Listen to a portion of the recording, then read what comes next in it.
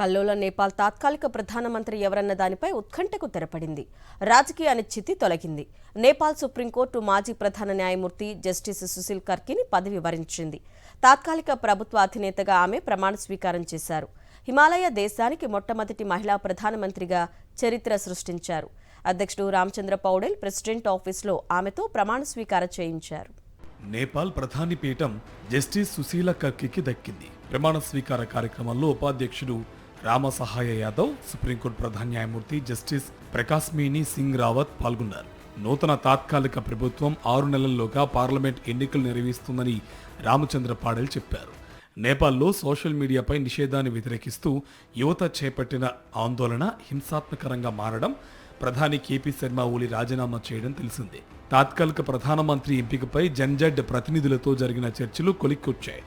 Justice Susheela కర్కీకి జన్జడ్ మద్దతు లభించింది. ఎక్కువ మంది ఆమె వైపే మొగ్గు చూపారు.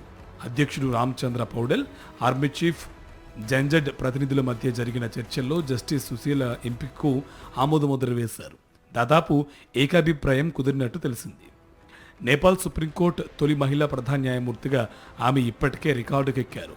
తాత్కాలిక ప్రధానమంత్రి హోదాలో మంత్రివర్గాన్ని ఏర్పాటు చేయబోతున్నారు. నేపాల్ పార్లమెంటు రద్దు చేయాల్సిందిగా తొలి కేబినెట్ సమావేశంలో అధ్యక్షుడికి సిఫార్సు చేయించనున్నారు. ఈ మేరకు జన్జడ్ ప్రతినిధులతో జరిగిన చర్చల్లో ఒప్పందం కుదిరింది. దేశంలో అవినీతి అరికట్టాలని యువత ప్రధానంగా డిమాండ్ చేస్తున్నాయి. జస్టిస్ సుశీల 1952 జూన్ 7న తూర్పు నేపాల్లోని విరాట్ నగర్లో సాధారణ వ్యవసాయ కుటుంబంలో జన్మించారు. ఈ ప్రాంతం ఇండియా సరిహద్దుల్లోనే ఉంది.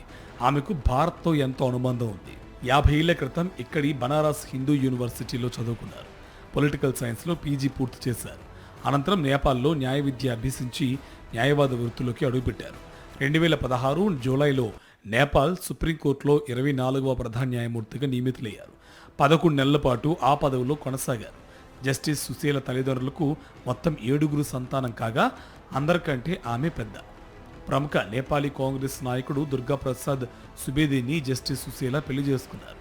బనారస్ హిందూ యూనివర్సిటీలో చదువుకుంటున్న సమయంలోనే వారిద్దరికీ పరిచయం ఏర్పడింది. జస్టిస్ సుశీల పలు పుస్తకాలు రచించారు.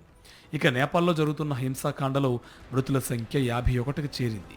వీరిలో ఒక భారతీయ మహిళ, 3 పోలీసులు సైతం ఉన్నట్టు పోలీసులు ప్రకటించారు.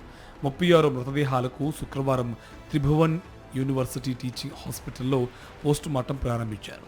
మొత్తం 1700 మంది గాయపడ్డారు. హింసాకాండ శుక్రవారం తగ్గుముఖం పట్టింది. ఆందోళనకారులు శాంతించారు. జనజీవనం సాధారణ స్థితికి చేరుకుంటుంది.